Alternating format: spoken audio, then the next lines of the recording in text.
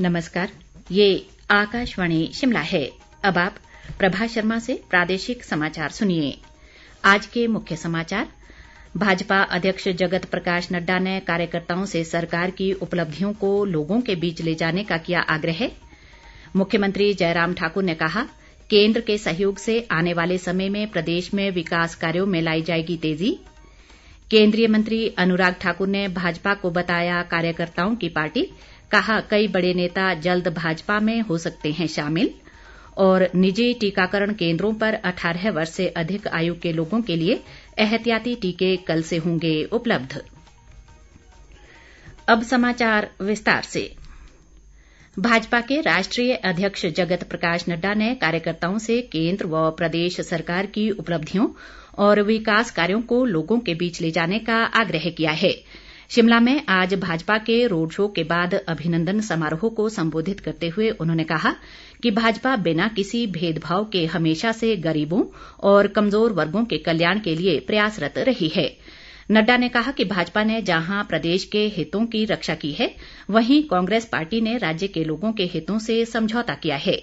उन्होंने कहा कि भाजपा विकास कार्यों संबंधी रिपोर्ट कार्ड को जनता के बीच ले जाएगी और मिशन रिपीट में कामयाब रहेगी। आने वाले समय में हम हिमाचल प्रदेश में भी भारतीय जनता पार्टी का परचम लहराएंगे। उसके लिए हमको काम में जुटना है, पूरी ताकत लगानी है। और हम जानते हैं कि हमारे सामने खड़े लोग जो हैं, उनके पास न ताकत है, न नीयत है, न नीति है, न कार्यक्रम है, न कार्यकर्ता है, न नेता है, न नेतृत्व है। हमारे पास नेता है, नीति है, कार्यक्रम है, कार्यकर्ता है, कार्य करने की इच्छा शक्ति है। इस बात को लेकर के हमको आगे बढ़ना और मुझे पूरा विश्वास है कि आप सब लोग आगे बढ़ेंगे और हिमाचल प्रदेश में और गुजरात में भारतीय जनता पार्टी का परचम लहराएगा और हम पूरी ताकत के साथ हिमाचल की सेवा की है, आगे भी करेंगे और हिमाचल को आगे ले जाएंगे, सरताज बनाएंगे। जगत प्रकाश नड्डा ने बताया कि भाजपा कार्यकाल में प्रदेश के लिए कई बड़ी परियोजनाएं स्वीकृत हुई हैं। उन्होंने कहा कि बिलासपुर में एम्स के निर्माण पर 1400 करोड़ रुपए खर्च किए जा रहे हैं और आगामी जून तक ये परियोजना प्रदेश के लोगों को समर्पित की जाएगी। जनसभा के दौरान मुख्यमंत्री जयराम ठाकुर ने कहा कि भाजपा सरकार ने पिछले 4 वर्षों में प्रदेश को देश का अग्रणी राज्य बनाने के लिए कठिन परिश्रम किया है। उन्होंने कहा कि केंद्र ने राज्य को 800 करोड़ रुपए की विशेष सहायता प्रदान की है ताकि विकास कार्यों में बाधा न आए। जयराम ठाकुर ने कहा कि केंद्र के सहयोग से आने वाले समय में विकास की गति को तेजी से बढ़ाया जाएगा। आदरणीय प्रधानमंत्री नरेंद्र भाई मोदी जी के नेतृत्व में केंद्र की सरकार और हिमाचल प्रदेश में भारतीय जनता पार्टी की सरकार दोनों मिलकर के प्रदेश के विकास की गति को तेज करने की कोशिश करेंगे और आने वाले समय में जो हमारा जिसका जिक्र भाई अनुराग ठाकुर जी कर रहे थे, थोड़ा संघर्ष का होगा, मेहनत का होगा, परिश्रम का होगा। हम रात को सोएंगे नहीं, लेकिन इतनी बात जोर कहना चाहता हूं, हमने हिमाचल प्रदेश में एक नहीं अनेक बार भारतीय जनता पार्टी की सरकार बनाई, लेकिन अब की बार जो एक काम छूटा है सरकार के बाद सरकार फिर से बनाने का, उस काम को अब की बार पूरा करेंगे। ये मैं आपके बीच में कहना चाहता हूं।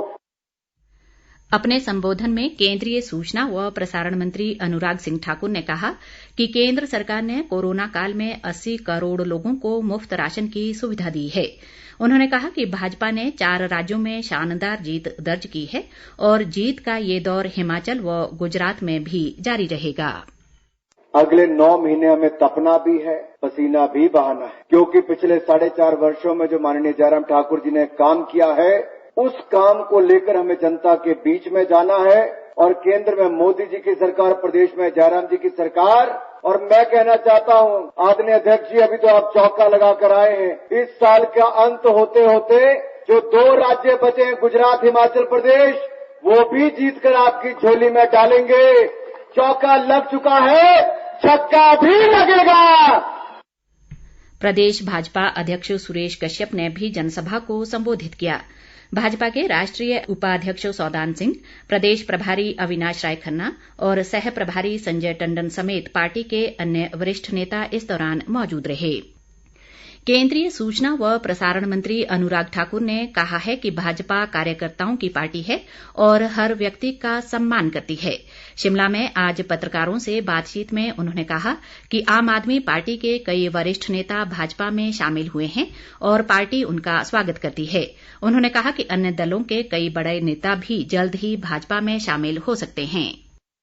आम आदमी पार्टी के प्रदेशाध्यक्ष, उनके संगठन महामंत्री, उनके ऊना के अध्यक्ष, वो आम आदमी पार्टी को छोड़कर भारतीय जनता पार्टी में शामिल हुए। मैंने कल ही उन सबको नड्डा जी के साथ मिलवाया था और उनको भारतीय जनता पार्टी में शामिल करवाया। मैं सबका बहुत बहुत स्वागत अभिनंदन भी करता हूं और हमने उनको कहा एक परिवार के रूप में काम करेंगे। आप देखेंगे आने वाले समय में और लंबी लाइन ऐसे नेताओं की लग रही है जो भारतीय जनता पार्टी जो मोदी जी के नेतृत्व में आगे बढ़ रही है, देश आगे बढ़ रहा है, उसको देखकर आ रहे हैं और मुझे पूर्ण विश्वास है इनके आने से पार्टी को बल भी मिलेगा।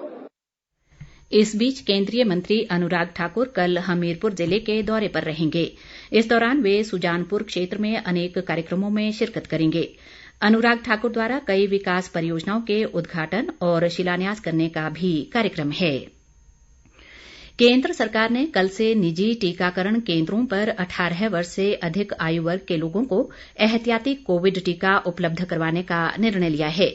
स्वास्थ्य मंत्रालय ने कहा है कि 18 वर्ष से अधिक आयु के सभी लोग जिन्हें दूसरा कोविड टीका लगाए 9 महीने पूरे हो चुके हैं, वे एहतियाती डोज लगाने के पात्र होंगे।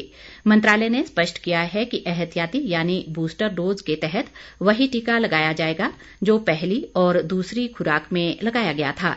इसके लिए उन्हें नए पंजीकरण की जरूरत नहीं पड़ेगी। टीकाकरण के दौरान निजी टीकाकरण केंद्रों को स्वास्थ्य मंत्रालय द्वारा जारी दिशा निर्देशों का पालन करना होगा। बूस्टर डोज के लिए निजी टीकाकरण केंद्र अधिकतम 150 रुपए सेवा शुल्क के रूप में वसूल कर सकेंगे। कांग्रेस पार्टी ने भाजपा सरकार पर महंगाई रोकने में विफल रहने का आरोप लगाया है। पार्टी की राष्ट्रीय प्रवक्ता अलका लांबा ने आज शिमला में एक पत्रकार सम्मेलन में कहा कि महंगाई हर परिवार के जीवन व आजीविका पर हमला बोल रही है। उन्होंने कहा कि पेट्रोल व डीजल सहित खाद्य वस्तुओं की कीमतों में हो रही लगातार वृद्धि ने देश के हर परिवार का बजट बिगाड़ दिया है। चंबा जिले में आपदा प्रबंधन और GIS मैपिंग के लिए ड्रोन सेवा का उपयोग किया जाएगा। जिले में इन कार्यों के लिए ड्रोन सेवा शुरू कर दी गई है। ड्रोन के संचालन के लिए कर्मियों को प्रशिक्षित किया गया है और पायलट परियोजना के तहत ड्रोन सेवा से राहत व बचाव के कार्य किए जाएंगे। उपायुक्त DC राणा ने बताया कि जिले में ये सेवा आपदा प्रबंधन के कार्यों में बेहद महत्वपूर्ण साबित होगी। इसके माध्यम से आपातकाल के समय महत्वपूर्ण सूचना लोगों तक आसानी से पहुंचाई जा सकेगी। चैत्र नवरात्र के 8वें दिन आज मां दुर्गा के महागौरी स्वरूप की पूजा अर्चना की जा रही है। इस अवसर पर शक्तिपीठों सहित अन्य धार्मिक स्थलों पर बड़ी संख्या में श्रद्धालु दर्शनों के लिए पहुंच रहे हैं।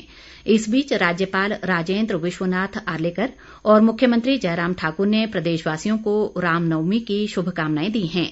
उन्होंने कामना की कि ये पर्व प्रदेश के लोगों के जीवन में प्रसन्नता, शांति और खुशहाली लाएगा।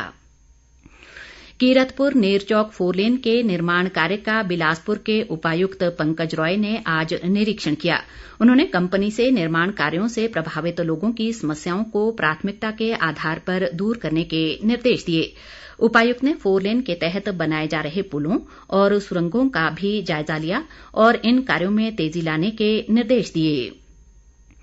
प्रदेश में आज कोरोना संक्रमण के 6 नए मामले सामने आए हैं। कांगड़ा जिले में 4 जबकि शिमला और सोलन में 1-1 मामले की पुष्टि हुई है। इसके अलावा आज 18 लोग संक्रमण से स्वस्थ हुए हैं। राज्य में इस समय कोविड के 75 सक्रिय मामले हैं। कांगड़ा जिले में सबसे अधिक 17 सक्रिय मामले हैं।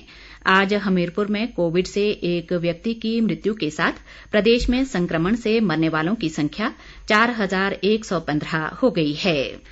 अंत में मुख्य समाचार एक बार फिर। भाजपा अध्यक्ष जगत प्रकाश नड्डा ने कार्यकर्ताओं से सरकार की उपलब्धियों को लोगों के बीच ले जाने का किया आग्रह। मुख्यमंत्री जयराम ठाकुर ने कहा, केंद्र के सहयोग से आने वाले समय में प्रदेश में विकास कार्यों में लाई जाएगी तेजी। केंद्रीय मंत्री अनुराग ठाकुर ने भाजपा को बताया कार्यकर्ताओं की पार्टी। कहा, कई बड़े नेता जल्द भाजपा में हो सकते हैं शामिल। और निजी टीकाकरण केंद्रों पर 18 वर्ष से अधिक आयु के लोगों के लिए एहतियाती टीके कल से होंगे उपलब्ध। इसी के साथ ये समाचार बुलेटिन समाप्त हुआ। नमस्कार।